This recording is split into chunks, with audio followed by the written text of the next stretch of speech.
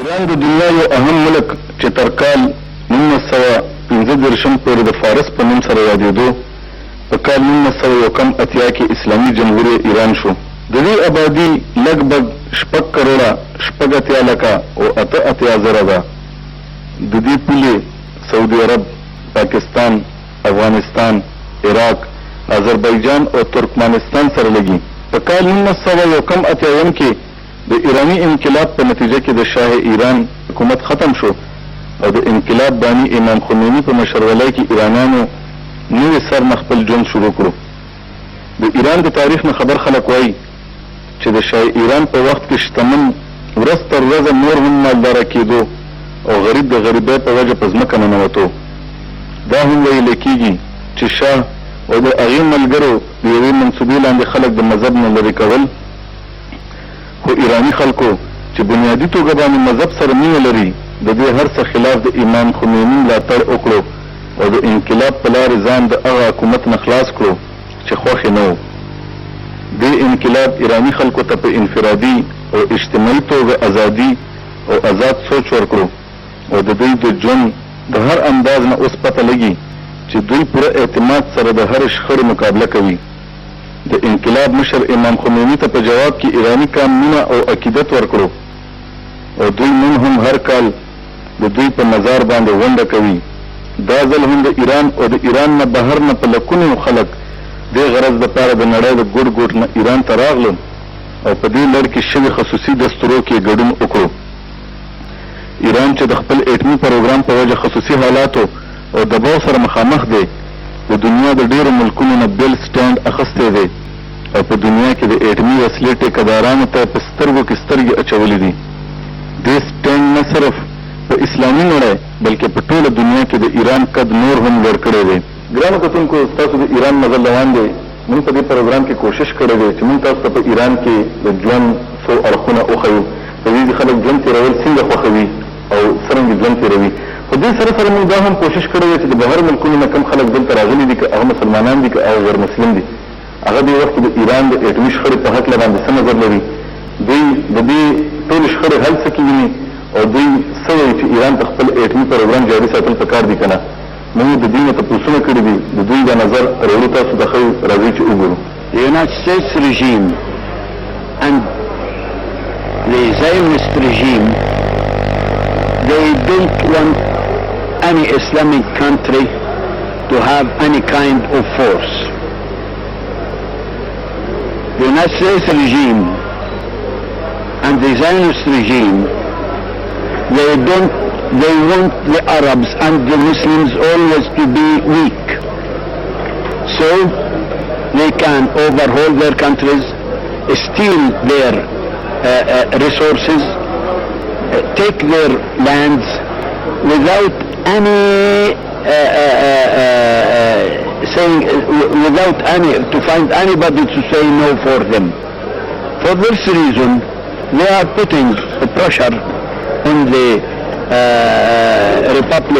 the Islamic Republic of Iran to stop all the scientific and technology sciences.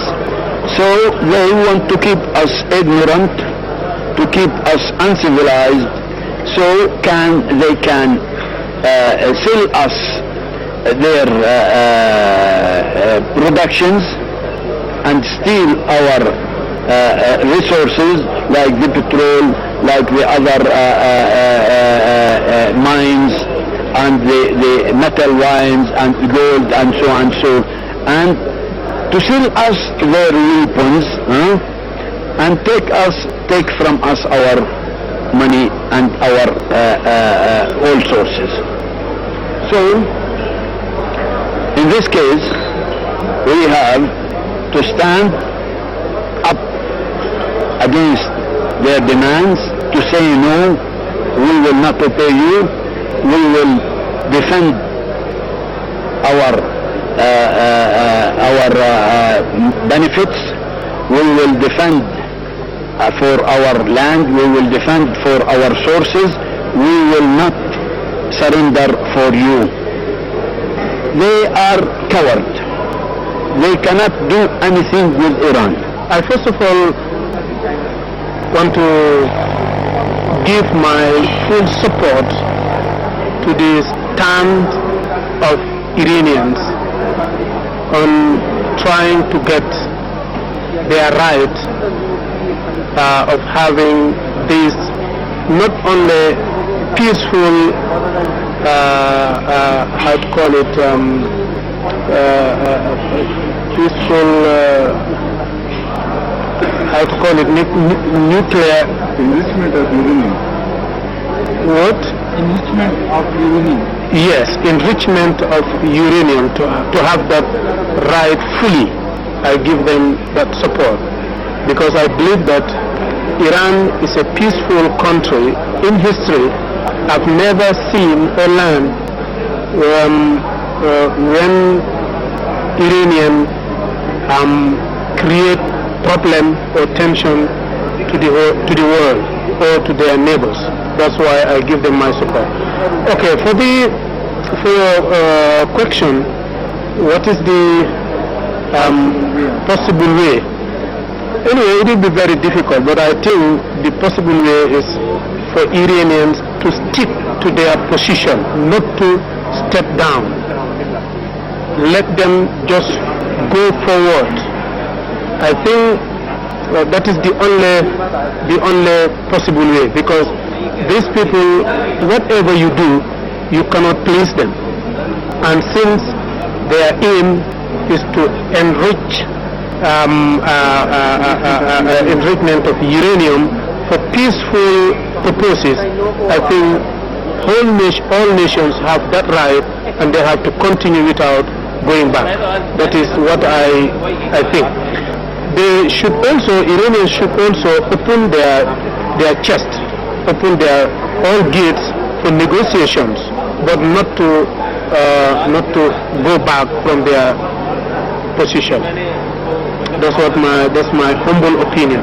زما په خیال امریکایان په خپل دا مسله اوجدهی دا مسله بالکل اجوال نه لري. د ایران موقف بالکل الهی او حقانی موقف ده. باید د ایران موقف ته ټول مسلمانان هلې ځلې وکړي چې تایید کړي. د ایران موقف بالکل تایید ده او ایران حق لري چې د دې ټکنالوژي صحیح طور پر بکیفیت مسالمت آمیز استفاده وکړي. موږ څرنګه د اټومي پروګرام کې موږ دا تعبیر او دا توجیه کوو چې اټومي بم جوړ کړي، خو ایران په خپل منم آقای خامنه‌ای مهرباني کړ چې موږ نه جوړو نه غواړو. دا مسله چې جاری وساتل شي د تامین امن امنیت ایران عالم اسلام لپاره ښه ده. اب سچویشن تو تھوڑی سی مختلف ہو گئی ہے. خاص طور سے امریک رضا صاحب نے جو خط جارج بش کو لکھا ہے، اور اس پر جہاں انہوں نے یہ پیشکش کی ہے کہ اس مسئلے کو بات چیت کے ذریعے حل کیا جانا چاہیے، اس نے یورپ کے اندر ایک طرح کا ڈویژن پیدا کر دیا ہے. بعض یورپین ممالک اس بات کے حق میں ہے کہ صاحب بات چیت ہونی چاہیے. تو جو پہلے یہ بات نظر آ رہی تھی کہ صاحب سیکورٹی کونسل سے ان کے خلاف کچھ اکنامک سینکشنز حاصل کیے جائیں گے، یا یہ کہ امریکہ جو ہے کچھ ایسی پوزیشن لے آئے گا کہ وہ تصادم کا راستہ اختیار کرے، تو وہ سچویشن مستقبل قریب میں اب بظاہر نظر نہیں آتی ہے. میرا اندازہ یہ کہ اس میں جہاں ایک پہلو اس بات کا ہے کہ امریکہ کے کسی دباؤ کو ایران نے قبول نہیں کیا، اور اس نے اس بات پہ انسسٹ کیا کہ پیسفل پرپس کے لیے نیوکلیئر ٹیکنالوجی کا استعمال کرنا اس کا حق ہے، اور یہ کوئی بین الاقوامی ضابطوں کی خلاف ورزی نہیں ہے. اس کے مقابلے میں جو قوتیں اور جو ممالک اس وقت میں ایران پر دباؤ ڈال رہے ہیں، وہ ممالک ہیں کہ ان میں سے بعض تو وہ ہیں جنہوں نے NPT پہ سائن بھی نہیں کیے ہیں، بعض ممالک وہ ہیں جن کے پاس میں نیوکلیئر ہتھیار موجود ہے، اور بعض کا رویہ، خود امریکہ کا رویہ یہ ہے کہ نیوکلیئر ہتھیاروں کے سلسلے میں اس کا غیر ذمہ دار ہونا ثابت ہو چکا ہے. ایک سافٹ ویئر اس کے حق میں ہوں کہ ایران کو اپنے نیوکلیئر پروگرام جاری رکھنا چاہیے، اور ایران نے یہ واضح کر دیا کہ یہ پرامن مقاصد کے لیے نیوکلیئر ٹیکنالوجی حاصل کرنا چاہتا ہے. لیکن اگر ایران نیوکلیئر ہتھیار بھی بنانا چاہے تو اس پہلو سے اس کی خاص اہمیت ہے کہ اس کے ویسینٹی میں، اس کے قریب میں اسرائیل کا وجود ہے جس کے پاس نیوکلیئر ہتھیار موجود ہیں، جس نے NPT پہ سائن نہیں کیے ہیں. ایک بہت بڑا تھریٹ ہے پورے مشرق وسطیٰ کے لیے. تو آج کل نیوکلیئر ہتھیار کی حیثیت جو ہے وہ ایک ڈیٹرنٹ کی ہے، اور اگر آپ جنگ کو روکنا چاہتے ہیں تو آپ کے پاس بھی دشمن کے مقابلے میں وہ چیز موجود ہونی چاہیے جس سے کم یہ خطرہ ہر وقت باقی رہے گا کہ صاحب اگر ہم نے کچھ اقدام کیا تو ہم بھی تباہی کی گڑھے میں گر سکتے ہیں.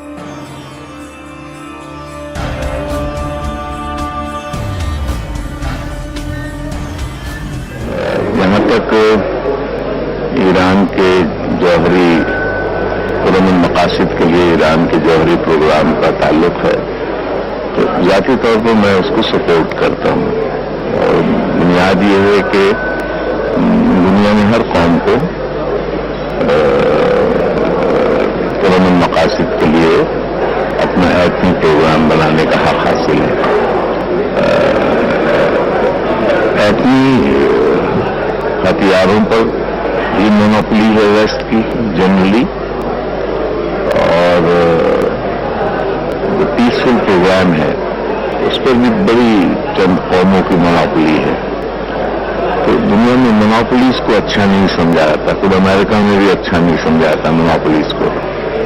تو یہ جو اجارہ داری ہے ویسٹ کی, خاص طور پر ہتھیاروں کے میدانوں میں اور پیسفل پرپزز کے میدانوں میں, یہ غیر منصفانہ رویہ ہے اور دوہرا معیار ہے کہ اپنے لیے تو ہتھیار بھی بنائیں گے ہم اور ان کو مینٹین بھی کریں گے, لیکن جو تھرڈ ورلڈ کنٹریز کے ممالک ہیں ان پر ریسٹرکشن لگانا, سینکشنز لگانا یا ان کے پروگراموں میں مداخلت کرنا ان کے پرامن مقاصد کے لیے. اور یہاں تک کہ ایران کو تو وہ کہتے ہیں کہ ہم لمیٹڈ ایٹمی ہتھیار استعمال کریں گے. میں سمجھتا ہوں غلط بات ہے. ایران نے NPT پہ سائن کیے ہیں اور اس کا ثبوت دیا ہے کہ بھئی جو بھی ادارے ہیں دنیا کے اندر وہ آ کے معائنہ کریں کوئی بھی ملک ہمارے پروگرام کو بھی پیسفل پرپز کے لیے ہے کہ نہیں ہے. اور آئیے یہ تو خاص طور پر انہوں نے کہا ہے کہ معائنہ کریں. اس کے بعد میں سمجھتا ہوں کہ کسی قوم کو بالکل دیوار سے لگا دینا اور اس سے کہنا کہ ہمیں پیسفل پرپز کے لیے بھی نہیں کرنے دیں گے, یہ ایک بالکل استعماری رویہ ہے جو امریکہ نے اختیار کیا ہے. اور لوگوں نے تو ایٹم بم بنایا, وہ بلکہ ان کے تو ایران کے جو روحانی پیشوا ہیں خامنائی, انہوں نے تو بڑے واضح الفاظ میں یہ کہا ہے کہ اسلام میں ایٹمی اسلحہ نہیں ہے, ہم ایٹمی ہتھیار نہیں بنائیں گے, اور آج بھی اس بات کو انہوں نے دہرایا ہے. اور میں سمجھتا ہوں بہت بڑی بات ہے کہ سب سے بڑی مرتبے پہ فائز ایران کی شخصیت کھلے عام جو بات کہہ رہی کہ ہم ایٹمی اسلحہ نہیں بنائیں گے, لوگوں کو اسے تسلیم کرنا چاہیے. پھر انہوں نے NPT پہ سائن کیے ہیں, وہ کہتے ہیں کہ چیک کر لو ایران چې کوم ایټمي صلاحیت حاصلول غواړي او کوم محنت هغې ساینسدانانو شروع کړی دی او هغې باندې امریکې چې کوم اعتراض دی, امریکا کوم دوی نه پرېښودل غواړي د ایټمي صلاحیت حاصلول دپاره. زما د خپل ذاتي خیال دی چې ایران ته دا حق حاصل دی چې هر د دنیا هر ملک ته حق حاصل دی چې پرامن مقاصد دپاره ایټمي صلاحیت حاصل کړي. د نه مخکې نور ملکونو حاصل کړی دی, هغوی هم د چا نه اجازت نه غوښتلی او نه چا ورباندې پابندۍ نه لګولې او هغه ټول مغرب ممالک دي. نو په اسلامي ممالکو کې هم دا صلاحیت حاصلول پکار دي او زه دا وایم چې ورونه مفسدګۍ نه هټ کر دی له پکار دي فوري طور باندې ډکلیئر کړي چې واقعي موږ ایټمي صلاحیت یو, ایټمي بم موږ سره شته. او چونکې د ایران سچویشن هم داسې دی, مملکو هغوی داسې ده چې یو طرف ته سره اسرائیل پروت دی, اسرائیل ټول نه غټ دشمن دی واقعي ایران ګڼي خپل ځان لپاره. دویم امریکا چې کوم انداز باندې ایران باندې پابندیونه لګول غواړي او ایران خلاف کوم اقدامات کول غواړي, افغانستان کې هم راغلی دی امریکا پرته ده, په عراق کې هم امریکا د وخت پروت دی او هغې دا کوشش وایي چې په هر صورت باندې ایران خپل تابع کړي. د ایران قوم همیشه دپاره یو مضبوط قوم پاتې شوی دی او غیر جانبدار قوم پاتې شوی دی او د چا غلامي هغې نه ده قبوله کړې. نو زه چې ایران به کله غلامي نه قبلوي, نو په کار دا دی چې د فوري طور باندې څنګه چې پاکستان باندې دا پابندي لګوله چې انډیا کله ایټمي دماکه وکړه او امریکا دا کوشش چې پاکستان نه دماکه ونه کړي او پاکستان دا وخت عادت دماکه وکړه, نو معامله بس یو طرف ته شو, سټیبل شو, دا طرفونو ته پاور برابر تقسیم شو.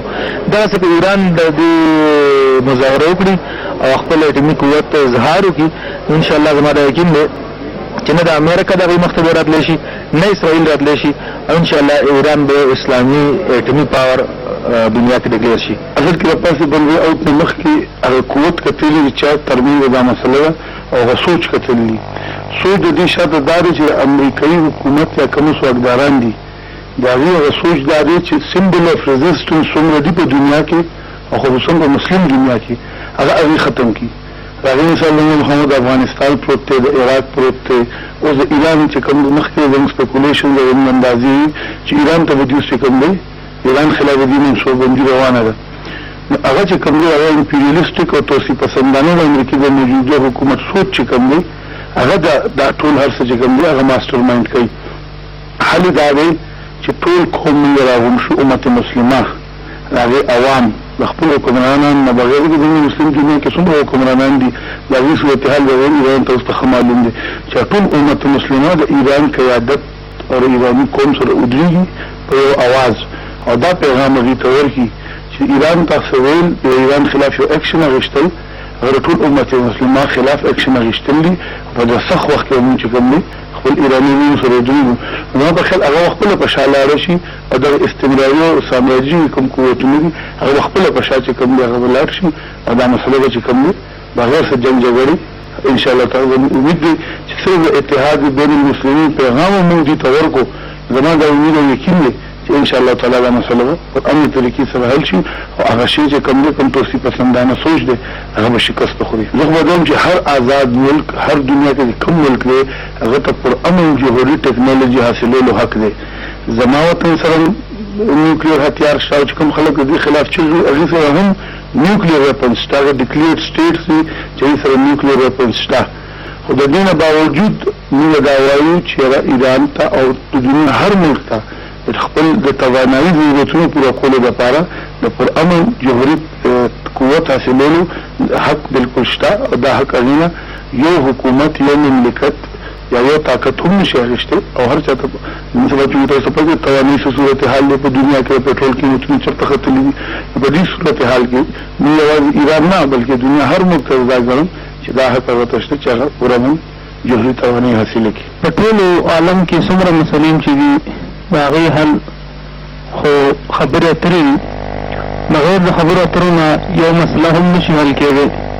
د ایران ایټمي بحران هم نن سبا چې کوم مسله مخامخ دی د هغې بنیادي حل خو همدغه دی چې خبرو اترو په ذریعه باندې د دې مسلې حل راوځي او دې سره سره چې کوم ایټمي مسله ده ایران نو دا د هر یو آزاد ملک بنیادي حق دی چې خپل توانایي ضرورت پوره کولو لپاره او خپل نور چې کوم د هغې مسلې دي د هغې د حل لپاره دا پرامن طریقه باندې خپل حق حاصل کړي. څنګه چې د نور دنیا ترقي یافته ملکونو ته دا حق حاصل دی داسې ترقي پذیر اسلامي ملکونو ته هم دا حق پوره حاصل دی چې د خپلو توانایي ضرورت پوره کولو لپاره او پرامن مقاصد لپاره ایټمي صلاحیت حاصل کړي. په دې لړ کې که څوک په ایران باندې دبه واچوي یا د هغه په مشکلات کې اضافه کوي نو دا یو آزاد ملک د یو بنیادي حق نه محرومولو کوشش کوي چې دا هېڅ کله په انصاف باندې مبني نشي کېدی. ګوره چې خبره داسې دی چې امن اونیو صورت کې راتلی شي او هغه صورت دا کېدی شي چې د عالمي قوتونه چې کوم دی هغه پکې انوالو شي او امریکا او ایران دې دوه چې کوم دی دا په یو ځای کښېني او د مذاکرات وکړي ځکه چې کم ټایم پورې د مذاکرات به نه کېږي نو هغه ټایم پورې د امن راستل ډېر ګران کار دی. او دې کې به کار دا دی چې سعودي عرب شو یا نور داسې مسلم ممالک شو چې کوم مطلب دا دی چې ښه با اصل ممالک دی چې کوم امریکا او بل قوتونه چې کوم دی عالمي قوتونه عام هغې خبره مني هغې ته هم به کار دی چې خپل کردار وکړي. او چې کوم دا خبره ده چې ایران خپل جوهري پروګرام چې کوم دی هغه جاري ساتي نه نو زه خو دا وایم چې امریکا ته دا حق حاصل دی ایران روس ته دا حق حاصل دی فرانس ته دا حق حاصل دی نو پکار دا چې ایران هم جاري ساتي ځکه چې هغې چې کوم مشر دی دا روحاني مشر چې کوم دی آیت الله علي خامنه‌ای صاحب هغه خوا کلیر کټ ویلی چې شریعت کې چې کوم ایټمي چې کوم مسله دی هغې تیاري هغه جوړول چې کوم دی هغه باندې پابندي دی زموږ داسې هېڅ قسمه اراده نشته چونکې د هغې د کلیر کټ پالیسي سټیټمنټ نه پس خو پکار دی چې ایران خپل چې کوم ایټمي پروګرام دا جاري ساتي او چې کوم پازیټیو یوزیج دی او دې کې مطلب دا چې داسې خبره نشته چې په دې لامل جوړ شي دې کې بل خبره دا ده چې کوم عالمي هغه ایجنسي دی چې کوم د ایټمي هغه چکولو دپاره هغه ته هم بکاري چې خپل کارو کې دا یو نو چې کوم دی هغه هم پکې انوالو شو دا وکړي. نو زما په خیال دا مسله حل کېدی شي. دا مسله چې کوم دی هغه شانتي هغه دومره غټ شي نه دی چې کوم حل کېدی نشي. It is possible.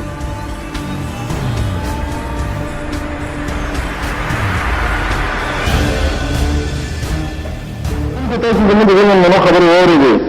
دوی وایي چې ایران ته نه صرف یورینیم زرغونول پکار دي بلکې ورسره د دې یو قدم مخکې تلل پکار دي او اټومي وسله هم جوړول پکار دي. خو څه خلک دلته راغلي داسې هم شته چې هغوی وایي چې نه دا مسله د خبرو اترو په لار باندې حل شي. دواړه فریقین د خپلو کې کیني او دا خبره به حل کړي او دا ایران ته پکار دي چې خپل اټومي پروګرام وځنډوي. راځئ وګورو چې دوی څه وایي. Welcome, I am Father Philosis Faraj from Sudan. I am a proto-priest in the Coptic Orthodox Church. And from Tehran, I send to you best wishes. And I am very glad to speak with Pakistani people. It is lovely for me. They must stop. Everything is stopped. And after this, the meeting. After the meeting, we shall find a good results to all the people. After this, there is no problem of uranium. And we must ask about any solution without uranium. This is my opinion, because uranium have bad results. Where they can put the rubbish of the uranium, it means that there is a big problem shall be in Iran. For this reason, I believe that they must have a meeting and sitting and thinking, and when they do something like this, the two presidents, they find a good solution to Iran and to America and to all the world, because we are now one, all of us one. The world, all the world now is a small village. لیکن لومړی خبره خو دا ده چې زما په نظر کې اټومي وسله چې کومه ده نو دا جوړول ښه نه دي، ځکه چې هره وسله که هغه اټومي ده او که هغه غیر اټومي ده نو هغه د انسانیت خلاف استعمالېږي. نو په دې وجه زه په خپله ضامن په ذاتي توګه د اټومي وسلې جوړولو خلاف یم. او دې نو خبرداره چې د هرې مسلې چې کوم دی نو هغه حل موجود دی، هغه په خبرو اترو کې، ځکه چې د ټوپکو د ګولۍ په زور باندې هېڅ قسمه مسلې تر اوسه پورې نه دي حل شوي. نو په کار دا ده چې د ایران د مسلې د حل لپاره خبرې اترې وشي او ورسره ماته د سیاسي د لارې نه د دې خبرو دغه وشي. لکه څنګه چې موږ دلته کې نن سبا په تهران کې د ایراني مشرانو چې په هغې کې ډاکټر محمود احمد نژاد دی، پخوانی صدر خاتمي صاحب دی، او داسې د ایران د امیر مشران چې هغوی سره موږ خبرې اترې وکړې او هغوی سره موږ خبرې اترې کوو، نو د هغوی دا وینا ده چې د ایران د نیوکلیر پروګرام چې کوم دی اټومي دا د صرف او صرف د دې د ترقي ورکول دي د پرامن مقاصدو دپاره، د هغوی د صنعت دپاره، د هغوی د زراعت دپاره، د هغوی د طب دپاره، د هغوی د نورو د نورو اړخونو د ترقۍ دپاره د هغوی دا وینا ده. نو زما دا خیال دی چې په هغې باندې که چېرې واقعي دا دغه شاني، ځکه چې ایران د NPT چې کوم دی نو د هغې ممبر هم دی، د IAEA ممبر هم دی، نو په هغې باندې مطلب چې اعتماد پکار دی، د ایران د مشرانو دا خبره د اورېدل پکار دي او دوی سره د خبرو اترو د لارې نه دا مسله حل کول پکار دي. په ایران کې د خلکو په ژوند نظر اچولو سره یو څو خبرې ډېرې ښکاره ښکاري چې د دې ځای خلک خپلې ځمکې سره مینه کوي او همدغه وجه ده چې د بهر ملکونو نه راغلي مصنوعات استعمالولو نه ډډه کوي. د اوبو نه واخله تر شربتونو پورې، هم تر دې چې هر څیز د خپل ملک استعمالولو کوشش کوي. ټول ایرانیان د ملک د صفۍ دومره خیال ساتي لکه چې څوک د خپل کور ساتلی شي، او همدغه وجه ده چې چېرته په ځمکه باندې تیلې هم نه ښکاري، بلکې داسې ښکاري چې د حکومت نیمه انتظامیه صرف په دې کار لګیا ده چې ملک د صفا وساتي او هر اړخ ته د بوټي او ګلونه وکري. په تهران کې خو داسې ښکاري چې حکومت چمنونه نه دي جوړ کړي، بلکې ټول ښار په چمن کې آباد کړی دی. هر اړخ ته شنه بوټي، نه صرف کتونکو ته د زړه قرار ورکوي بلکې په فضا کې پیدا شوی هر قسمه زهریله ماده هم ختموي. په اولس کې شنو بوټو په ونو سره مینه پیدا کولو لپاره حکومت هر ځای کې بورډونه لګولي دي چې پر باندې د ونو او بوټو اهمیت ښودلو لپاره حدیثونه لیکل شوي دي. د ایران خلک په عامه توګه خوشحال ژوند تېرول غوره ګڼي او کوشش کوي چې د دنیا د غمونو نه لرې په چمنونو کې وخت تېر کړي. د تهران ملت پارک کې هر ماښام خلک په جوپو جوپو راځي. سړو سره سره زنانه او ماشومان هم دلته راشي او شنو بوټو سره سره په پارک کې چړیاګر کې ځناور هم ګوري. دلته راتلونکي خلکو د پاره د کتو ډېر څه شته. د ایران قومي عجایبګر کې هم هره ورځ ښه پوره رش وي.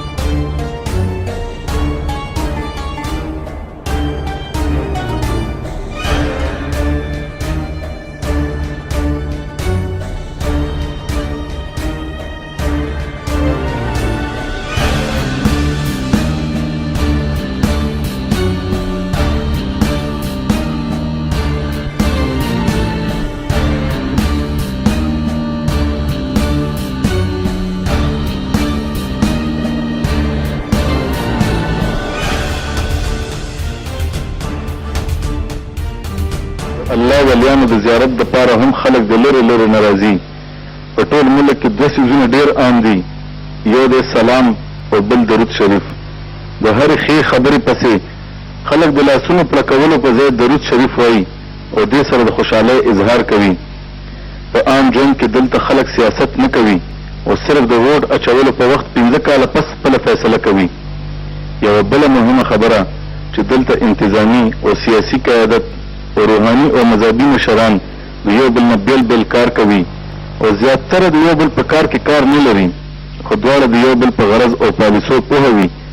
روحاني او مذهبي قیادت صرف د خلکو د مذهبي تربیت کار کوي، ولی انتظامیه د ولس په ژوند کې د اسانۍ ورکولو کار کې ګوښ ده.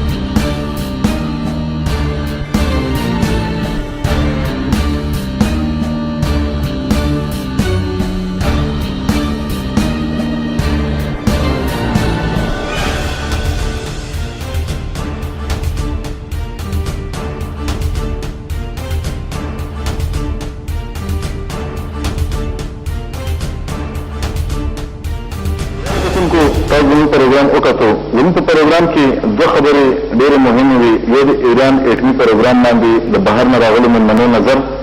دویمه چې کومه خبره ډېره زیاته ثابته وه هغه دا وه چې دې وخت کې ایران په پوره یو جذبې سره او پوره یو د ژوند نه ډک ژوند تېرۍ لګیا دی. دلته خلک چې کوم دي هغه په نورو مسلو کې ډېر کم وخت تېروي. دوی ترقي هم کړې ده. دوی نن هم د ترقۍ او رفتار په هماغه تیزۍ سره روان دی چې کوم دوی نن نه 28 کاله مخکې شروع کړی و. په دې هر څه چې کوم دلته خلکو سره زموږ خبرې شوي دا د یو نتیجه ده د یو خبرې چې دې خلکو ته چې دا نن یو قوم دی دوی ته یو مشر میلاو شو. دوی په هغه مشر باندې متفق شو او هغه مشر او بیا د هغې ملګرو د دوی اعتماد ته ټیس ونه رسولو. د دوی په اعتماد باندې پوره وخته. ځکه نن دواړه بیا هم په یو بل باندې اعتماد کوي. خدای دې وکړي چې موږ ته هم څوک دغه رنګه مشر میلاو شي چې ټول کام پرې متفق شي او زموږ هم د ترقۍ دا ولاړ مزل موږ هم چرته روان کړو. خپل کوربه مینو جان بابر ته اجازت ورکوي. الله تعالی خوشحاله آباد لره. الله تعالی